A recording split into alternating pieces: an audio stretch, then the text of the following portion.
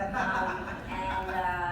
so, yeah, so then after I read them, I didn't think anything of it, and then I got a call asking if I wanted to set up. All right. Kip, what about you? It must be nice to just get a call and they say, would you like to do this role? You know, it doesn't happen. Mine was more the classic way. I had a meeting set up and an agent called for a classic audition. I wasn't able to read the script. I only got a few scenes, and I knew it was a tall man, kind of in fitness suit. So I went and found some, really small suit, and I had to sing. So I had to sing a folk song in the audition. Okay. So it was just bizarre. I'm really glad they didn't have me sing. I wouldn't have gotten the role. Well, they cut it from the movie, my singing, so. Really? Yeah, which I don't blame them. So they asked me to sing a folk song, and I didn't know any folk songs, so I got on Google and I said classic folk songs, and the first one that came up was Down by the Dead Man. And so I was like, this seems to work, so I read the lyrics, but I didn't know what the beat of a folk song, and so as a kid, I always played the spoons, right? You the spoons, I wasn't professional, but it was just fun to do, so I was like, you know what? I'll grab some spoons and I'll start memorizing this song. And so when I went to the audition, I had 2 spoons in my pocket. And so when it was time to do the audition, we're learning new things, right? Yeah, I'm learning. But sometimes you go into auditions and you overwhelm yourself. It happens to everyone. It's like a huge role. It's like a major part that you could be on series for a long time. At least for me, I overwhelmed myself. I didn't believe that this was real. I didn't really believe that Liv Tyler was attached to it. I didn't really believe that. I mean, maybe it was a coping mechanism, but I didn't. Yeah, and even when they cast me, I still didn't believe it was real, and I didn't really believe it. I guess until I got to Florence, South Carolina, to film it. There's a story there too. So mine was just classic, and I just stayed in it. And the note I got before I went in was they want you to really be in the character. So throughout the audition process, I personally, when I auditioned a lot more in the past, I could not stand the waiting room, where you see all the other actors, they're reading their stuff, they're in their heads, they're doing their thing. It's just distracting, right? You're just watching all these people, and then you got to go into this room with 4 white walls and perform something completely out of your head. And so I took a long walk around Culver City in this weird suit that didn't fit. I mean, if anyone was looking out their windows, they were probably calling the cops, right? So when I so when I got in, I waited outside and I just went in and I said to the assistant, I said, would you mind I'm gonna wait right outside the door, would you grab me when I'm ready? Or when they're ready. So I went in, I stayed in the character all the way to the end, and when it was time to sing the song, I just took out my little spoons and and just closed my eyes and did it. And I think that might have, been the kicker for them. It's always something to have someone do something a little bit different and make a choice, whether it's right or wrong. And so that's what you want to do when you do these auditions, is do something amazing that's yours, that you own. And then if you get the part, great. But if you don't, you did it the way you wanted to do it, and you owned it. So that was kind of my audition story. Although when I got the part, my manager called on an evening. She didn't know much, but she said, "Oh, I just found out you got the part for the Focus feature film, and it's called The Strangers. It's with Liv Tyler, and you're shooting in Florence."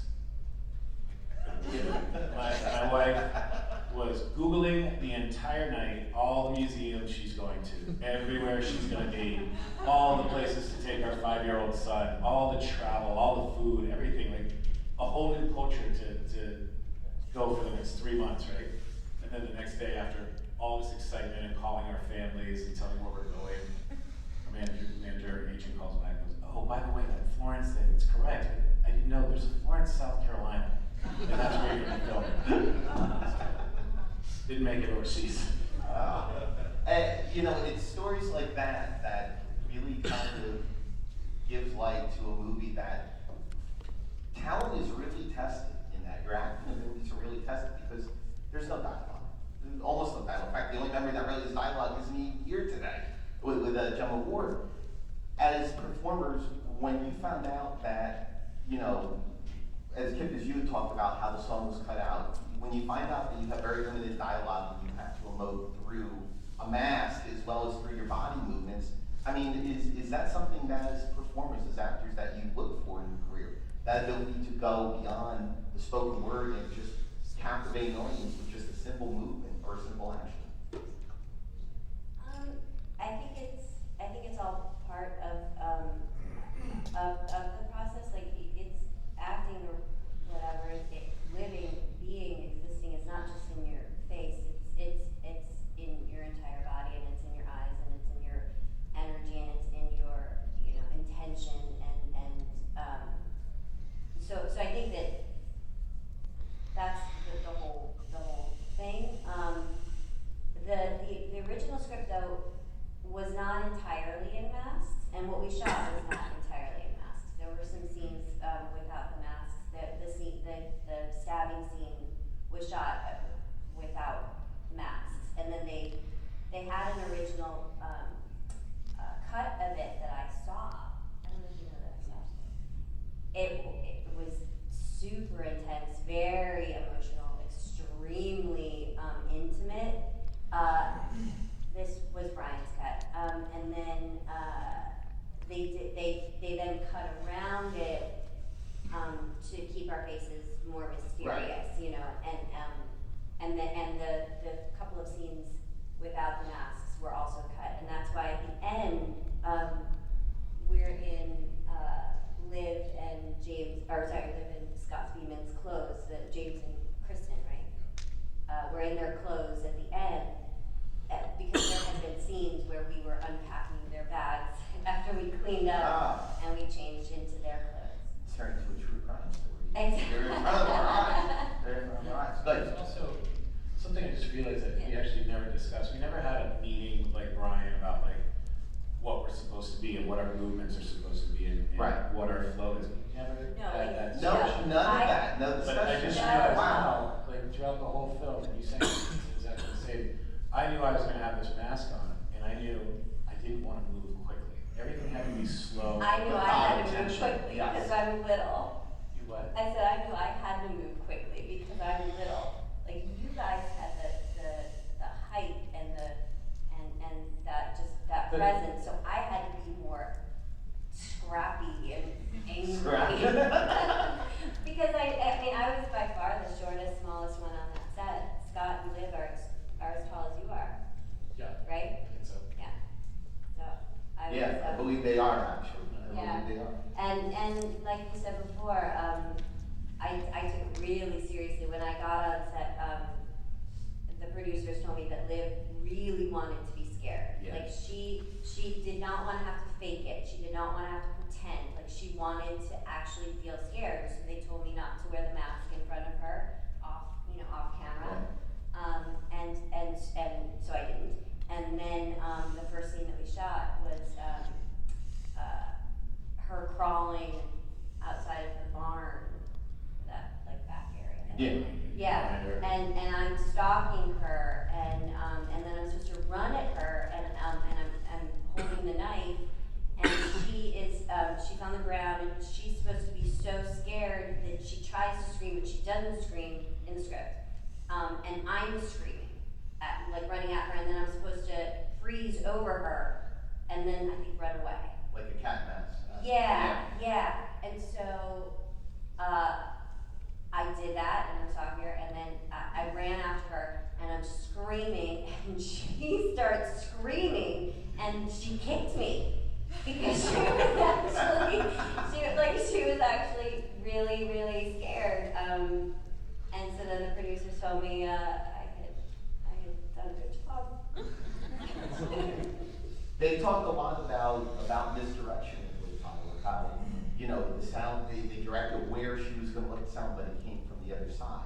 A lot of misdirection, a lot of confusion. I think that plays wonderfully into it. Kip, I probably would have my microphone taken away if I didn't ask you about the scene where you come out of the shadow. Really kind of your introduction to the threat. It reminds you of Halloween. It reminds you of the way that it is, with that classic monster, that boogeyman that is there, you just don't know when it's there. Can you talk about that scene? I'm going to really disappoint a lot of you right now. But I'm going to be honest. So at that point, we were shooting it, and Liv and I they were setting up the scene, and Liv girl talking like, why wouldn't she just see him? Right. He's right there. Right? We didn't think he would play it. You know, they shot it and I wasn't sure how it came off. You know, and people always ask me like, what was going through your mind when you were coming out of the shadows? I had a fucking mask on. I was trying to make my mark. Hang a little piece of tape on the floor. Like that's as far as I was trying to get without screwing it up. But I saw the movie for the first time in a theater in California, and it was the opening weekend. And I bought my tickets. We got the very last seats, and the people were sitting in the aisles because all the kids were buying, you know, tickets to the PG movies and sneaking in. And I knew the scene was coming up, and so I just kind of sat there. I'm like, oh, here we go. And everyone screamed their ass off, like physically screamed and yelled at the screen. I feel like I swear someone went, oh hell no, you know, and they did, and I've never watched people yell at a screen. Like they're yelling at the movie, and I'm like, this is so bizarre. So I really, for the first time for me watching it, I was more watching the audience. And when I knew every scene was coming up, just to see if they were gonna, you know, react to it. And it was the next morning that, you know, I got a call from Sonny, who was one of our producers, who said, you know, how it was a hit. No one thought it was gonna, you know, they didn't think it was gonna be great. They just threw it out against Sex and the City and said, let's try to make our money back. It was over Memorial Day weekend. It was pretty much just like, they thought it was gonna just disappear. And it opened at number 3. Wow. Yeah. Does that tag of it based on true events, is that like the ultimate way of box office success? You look at something like the Blair Witch Project, and I mean the promotion on that, the way they manipulated the audience, someone's emotions, it's one of the top 3 of the highest independent grossing films of all time. But for The Strangers, having that tag on it, is that something that looking back now, you think was one of the driving forces? I actually think the trailer was amazing. Whoever did the trailer, I think it was the trailer, in my opinion. Okay. I mean, maybe the base. I feel like the based on the true events thing. I think that it was good and bad. Okay. You know, in my opinion.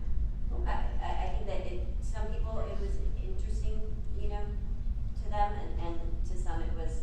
It seemed maybe like a ploy. I did notice a lot of people like online trying to like figure out, or you can see it back. Does IMDb still have boards? I believe so. Yeah, I believe so. I remember looking on there and everyone's like, no, it's based on the Manson, it's based on this. No, Yeah. it's based on what happened in this city. And so I think there was some, you know, I wouldn't call it trickery, but it was definitely, you know, they wouldn't say what it was based on. Right. So everyone kind of got involved to try and figure it out. So I think, you know, that's one way. Well, it Get more seems people like, involved. when you talk about what the edit, how I said it was more of a true crime story, a lot of that's edited out. So when you add the tag of real events, I mean, people's minds just go crazy. I mean, before you came in, I said that there was someone behind them, and just about everyone in the front row turned around to look just to make sure, because people are freaked out with the fact of knowing that, you know, there could be some reality. And The Strangers has that sense of reality in it. I mean, we've heard stories, we all know people who do really terrible things for no reason whatsoever, and their motives never ever are found. And that's terrifying. There's channels based on that. You watch on TV, movies, and all that stuff. And to know that 3 people did this or possibly could have done this, I don't know about you, but I got goosebumps right now. To be honest with you, yeah, exactly right. So, do we have any questions? All right, let's see. Batman is back. How you doing? Hey, what you got for them? Well, I was interested, given how you guys were terrorizing Scott Lynn's character, how did you guys interact off camera? You guys have any kind of friendlier relationship, or did they stay off, separated? Sometimes they do that. Just wondering. A little bit of both. I think in the beginning there was, well, actually Kip and Gemma were on set before I was, because we pretty much shot in sequence, so I didn't arrive until the pickup truck arrived. So I know that you guys hung out a little bit before, and then after a little while, I hung out with them. They were lovely, and I think that we got comfortable with knowing that on set, we could all do our jobs, and I think Scott is the one who told me that when I put the mask on, I became a completely different person. Like, I think he was able to differentiate between hanging out with me as like. It's getting the group too. Yeah. I mean, we were shooting in winter, it's freezing.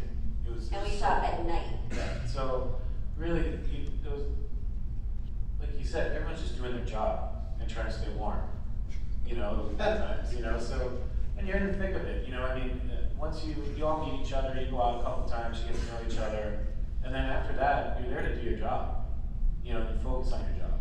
And so, you know, when you're not shooting, you're in the background waiting for when you're needed or when you're shooting the next scene. And I mean, there's camaraderie in this thing too. I think there was also, when we were on set, I felt Gemma and Laura and I would kind of have our zone, and Scott and Liv would kind of have theirs. Like, I don't think it was, you know, I think we just kind of, and I think we did that for them. You know, it was kind of a mutual thing. Like, we'll let them try to be in their character as much as possible. So, Hey, talk about the masks, because you brought up the two separate people with the aspect of the pinup mask. When you first saw them, what were the thoughts on, you know, how did they reflect you as performers? I was actually super impressed with Brian Martino's his interpretation. Like, Gemma was doll-faced to me. Yeah. Like, the mask looked like her, and weirdly, I felt like and he looks like a sack.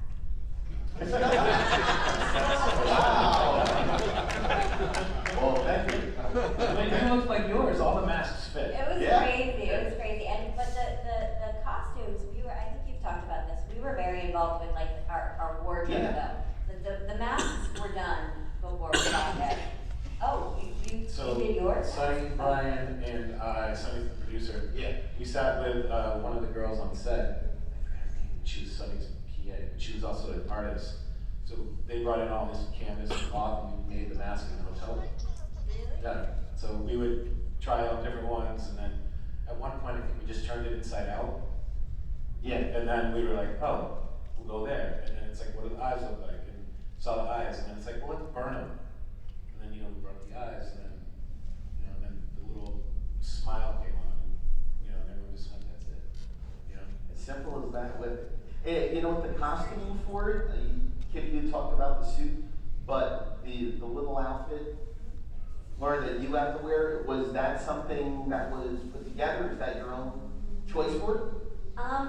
The wardrobe, if I remember correctly, she had a bunch of options, and I think I did pick out that sort of top. Yeah. And then just, they were like knit leggings, which, because I was outside and walking and running and doing all this stuff, they got super stretched out. So we had to keep sort of taping them and making sure that they didn't turn into like, you know, huge baggy pants. I think you could probably tell if you really scrutinize it, like you start to see them bunch towards the bottom of my boots. And then we did. You paid attention to a lot of detail. I did. And I think because it was so cold. I mean, too So cold I to think- talk at times. I mean, Yeah. you just sit and like when you get released, you would run to this little tent that they had a heater. Oh, they had the and you would hand just warmers sit. too. They had those things Yeah. that you put in your pockets, you know, that you break up and they keep your hands warm. We had those, and we had these huge coats. We had huge parkas. Is that why you guys kept running out of that barn area? You get everything back? Because every time we would pan over, someone would be running out of there. Yeah. It's like a home base, yeah. Yeah, we were outside in the middle of the night for a long time. You know what, I was watching the extras on Blu-ray, and they talked about how the house was set up, how it was built, to be able to get the cameras in there, to be able to get shots, you know, from so many different angles. It creates atmosphere, it creates the POV, it creates great tension in there. because, you know, whether you're looking at a long shot, whether you're looking at something wider, whatever it is, it all seems to come together like a really well-constructed puzzle. Can you talk about the set on there and working in an aspect of the set where you have such open capabilities for the camera to be able to cover everything? Pretty well. I and think you gotta do he said sure thing. And he took a little extra time lighting. Little did I know that would never be seen. I got scolded by him. Did you? Yeah, we were, you know, there were shoots, honestly, like sometimes we'd be in between the shot, and it'd be like an hour. You'd be like, what the fuck is everyone doing? We're already lit. Like, everyone's having discussions, all of a sudden there's guys smoking, and you're just like, what are we doing here? You're standing there waiting for the next scene. So I just remember, I don't know what I was doing, but I wasn't paying attention. And I guess they got back into it, and Peter looked over at me and goes, actor, let's shoot a movie. You know? Like, I've been waiting for you. So, I just, you know. Well, let's get the question here first, because I've always got questions. I was just wondering, was there anything that influenced your character at all? Because Kip, I've always thought that you were very like Michael Myers-like, just walking around in there. I mean, so was there anything that you guys watched, or did Ryan give you a lot of direction on how to do that? Because I know there's that famous story where John Carpenter told Nick Castle, just walk. Is that kind of what Brian gives you to do? No, not really, not at all. Brian didn't give us much direction. I found my direction. It's a weird story, some of you may know, but I was trying to figure out how am I gonna make this character amazing? Like, before we started shooting, like, this is my opportunity, I gotta figure it out, right? I gotta figure out how to do all this. I know I'm not gonna speak a lot. What do I do to make myself stand out in this mask? How do I portray myself? So with my son, we were going to the LA Zoo, and they had a huge grill exhibit that they just opened. So we go up to the grill exhibit. I don't know if any of you guys ever been to the LA Zoo, but it's gorgeous, and then you've got all these steps where you can sit and just watch the gorillas. So we get on the steps, and I'm sitting with my son, and I'm still thinking about this, and the gorillas are up there, right? And they're in this huge, beautiful, like, chair, basically. And they're looking back at us through the plexiglass, and there's this huge gorilla.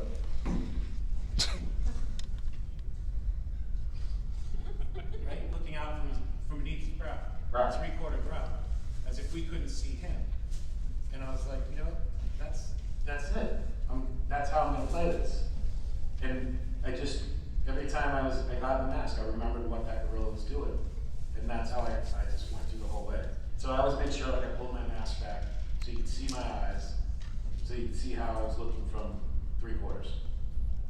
You know what, if I may ask, was there a backstory that you can talk about why they did it, or what the motivation of the character was?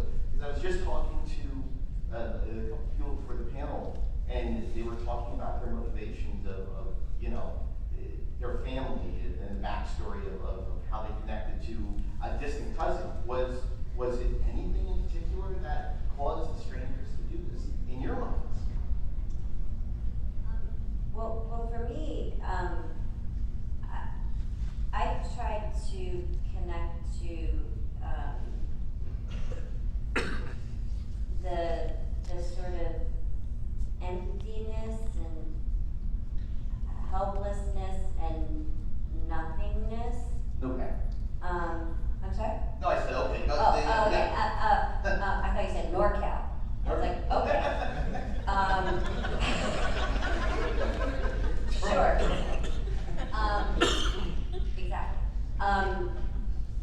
Exactly.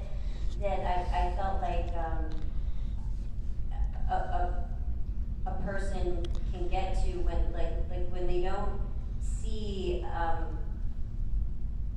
a way out or a future or anything, and so you can feel a little dead inside.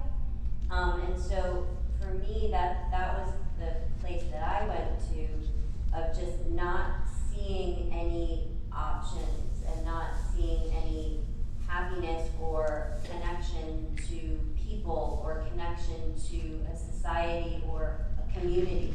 And so to me, my character had, her only sort of connection was to these two other dead people inside, and that this was something that kind of gave us pleasure in psychologically sort of toying cat and mouse with people who had no idea who we were, who had no idea why they were chosen. Like, there was an empowerment in that scenario, and I think we all had decided, and correct me if I'm wrong, but that this time that we had done this before as far as the game, but this was the first time that we actually took it to the end. And I always considered in my head that Gemma's character was the leader. Yes. So before, like, I think I'm the first one to stab, I forget who it was, Lou or Scott. I think I stabbed Scott first. And yeah, so I just remember, like, I looked up at Dollface to get approval. Right. Are we doing this? Questioning it. And then she nods, and that was it. Then we went in. But Laura just got the first one I ever got knocked out was doing the seat out cold. He got knocked out, during that. I don't remember. All I remember is I was tying Scott Speedman up, and Brian, I guess, had told him to struggle, and he told me to like whisper like horrible things in his ear. So I'm like messing with him. He's trying to escape. I can't see anything. I'm wearing a mask, and he just flies back. Right? I get headbutt right in my mouth. All I remember is having no feet and just going. And I lied on the ground and I looked up, and it was like a cartoon. It was stars. It was everything. I think I looked at the one guy. I don't know who it was above me. I go, do I have any teeth?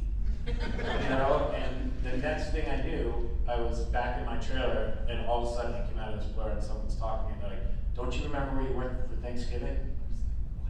I was like, "What?" And Laura told me I didn't know what happened. Like after I got hit, she was just like, I guess, told me a bunch of people came in and like whisked me off set in seconds, and so I had this humongous. I mean, my lip was. I was lucky it didn't gash. I just realized why they cut our faces out of the film. You had a huge Yeah, you did. lip, like, That's not it. oh my It makes god. sense, It's not my fault. It does make sense. No, it's not my fault. Totally his fault. And I ruined it now. Especially when you're in a car now. This would be an entirely different, film. But I have no doubt. Wow, Kip. You know. I didn't know where to go. That's called it again, just so everybody knows. Even the accidental conflict you had with Scott Speedman, Laura, let me ask you, when someone decides to live pilot her height, was there anything that was any direction given to you or anything that you came up in dealing with that size difference? No, it was never addressed, but I felt a keen responsibility to make up for my size in just, Ferocious. yes, just something, so I just harnessed every hateful bone in my body and hurled it at her lovely 6-foot frame. There was a scene that got cut where we put them in their wedding clothes, right? And then Oh yeah, that's why they're dressed. And I Yeah, carry that's her why from the they're back dressed. bedroom Mhm. to the chair, and that's when they're knocked out or something. I don't know. I carry her to the chair, Yeah. and I had to go from like this back hallway. They shot this long shot, I remember. and Liv is gorgeous. She's amazing. She, it was just, she's 6 feet tall. No, nothing. I just was always worried I was gonna like drop her. Like walking down the hallway or hit her head or something. So anyway, I'll end it at that. All right, we have a question over here. Okay, I was going to ask about a couple things really. We've all heard about, how originally there was going to be more of a Manson-esque thing going on. I think the Tyler's talked about that. You guys have touched on how, at least you would have seen your faces or whatever. You just said, it would have been a completely different movie. So I was wondering if there's anything you could share with us about, like, what further characterization the character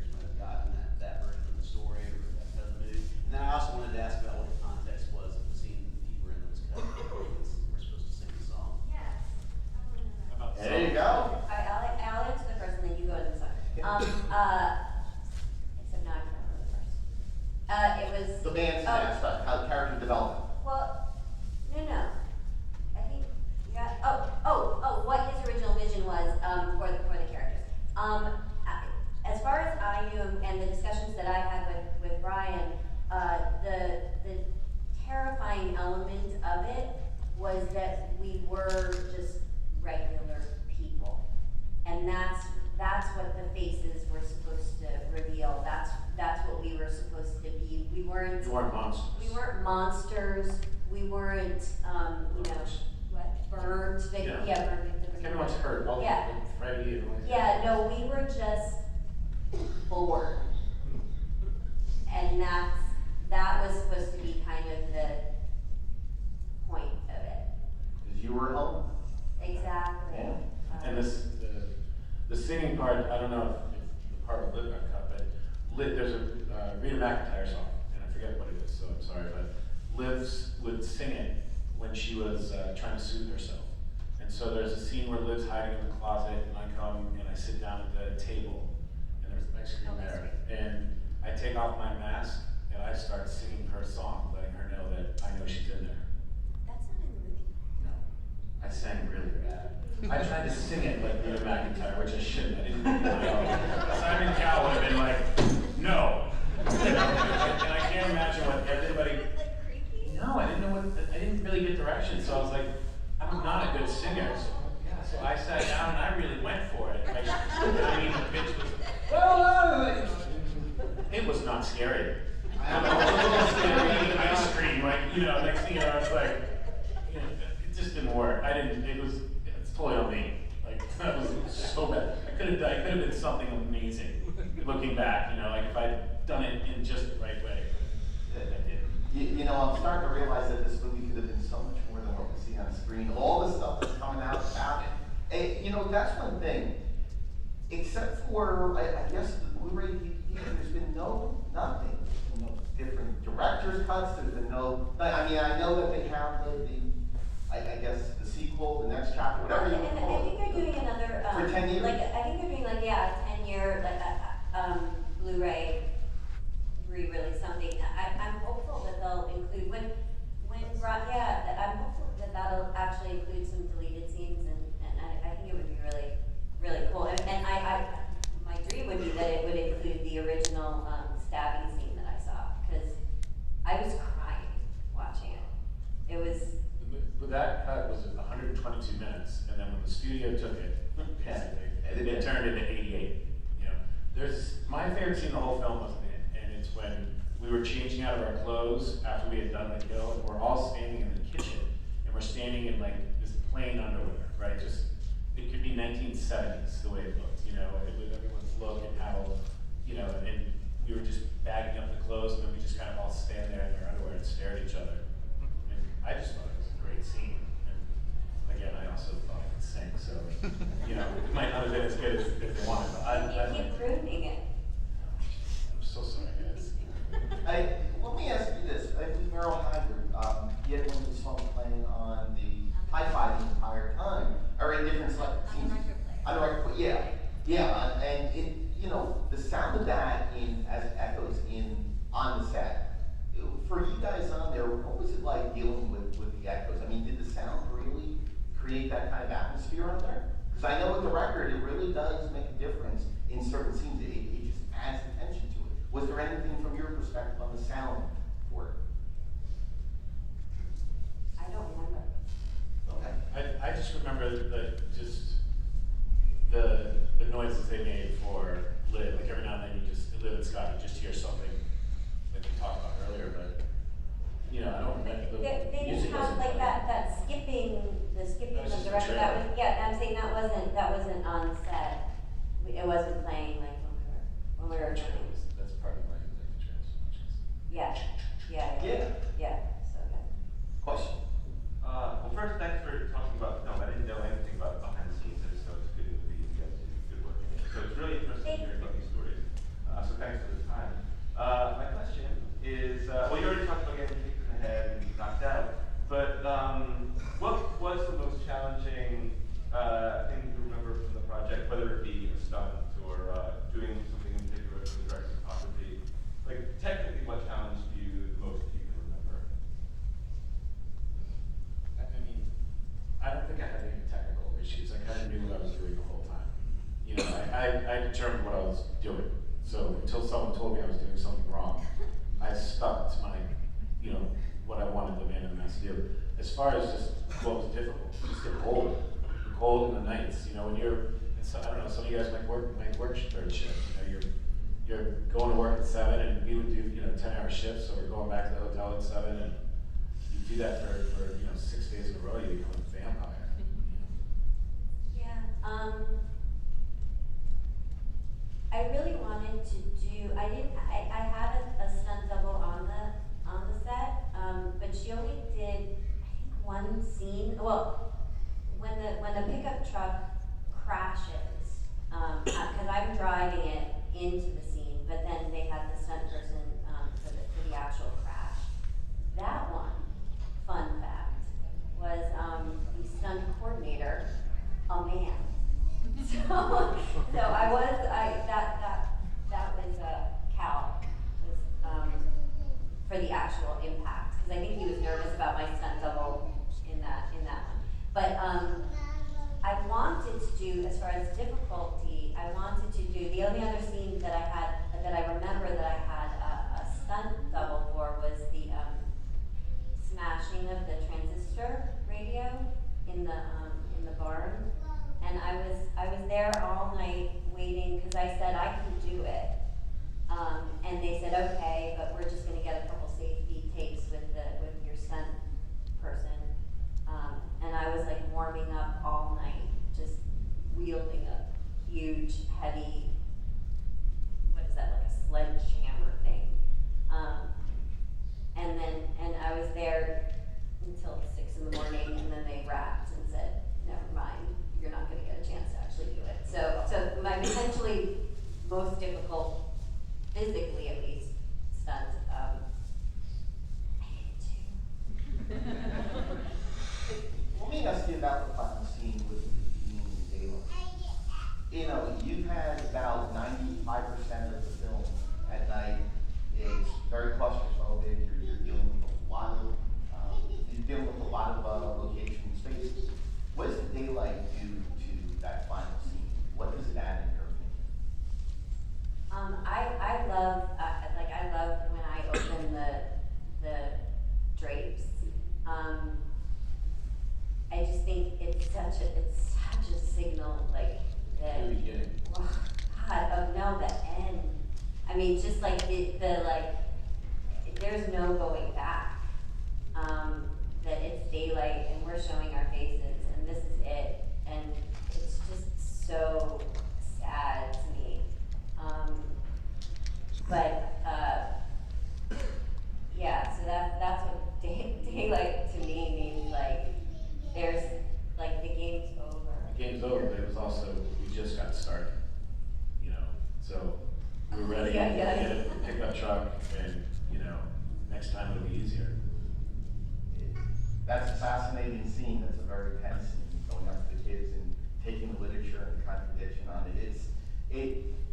With that kind of scene, that final scene with the edit on it, Kevin Brewitt, who is law, who's done a lot of different work as a filmmaker and an editor, were you happy with the final sequence and the way that happened? Because I know you talked about different things with the fat lip, with the aspect of not seeing your faces. I mean, I think it adds more terror to it. What's your opinion on the way the final scene's cut? Oh, I love that long shot.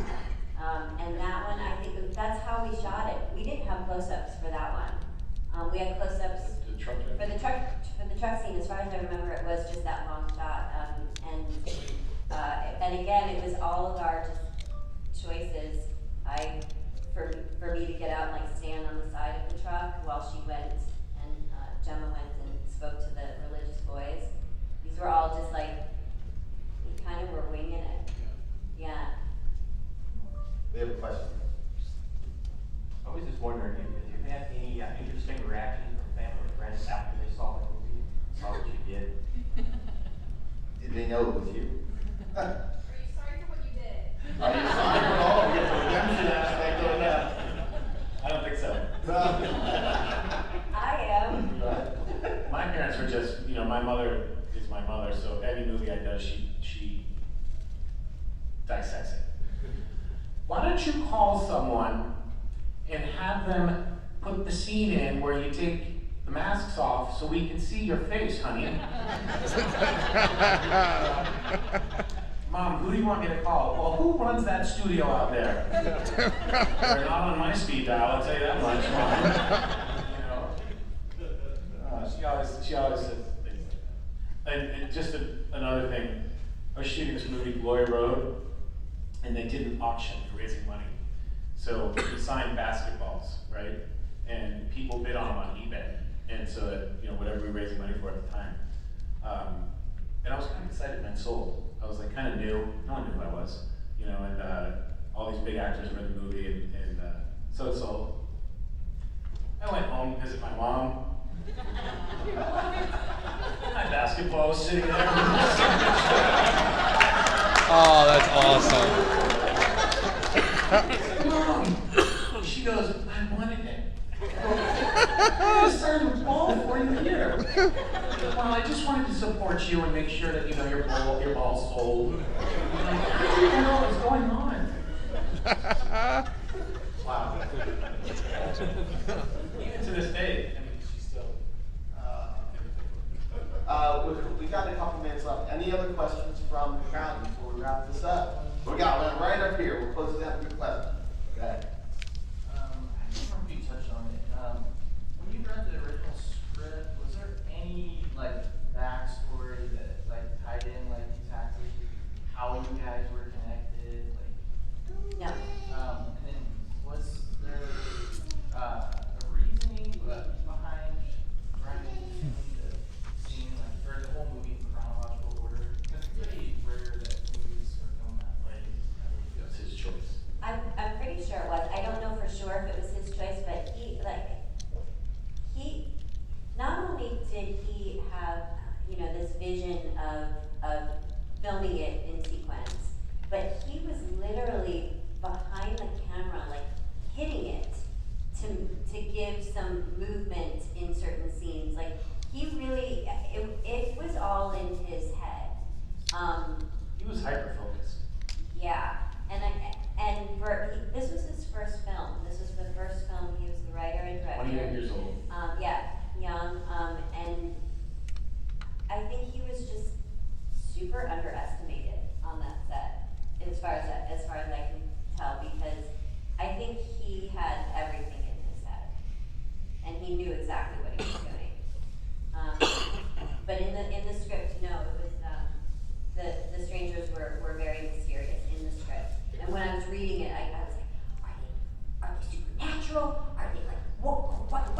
It was a page turner. The script, I know, I gotta find out, and I'm not a fast reader. I'm not, as you know, but I could not put it down as a script. So it was, and also what I love too is not only do we not have a lot of dialogue, the Kristen and James characters don't have a lot of dialogue. It's a lot of unspoken. It's a lot of tension between them in their relationship. They're at this point where they're not sure if they're moving forward in their relationship. It's a little bit of a crisis point. And that was all interpreted. It wasn't on the nose. The dialogue wasn't you're not appreciating me.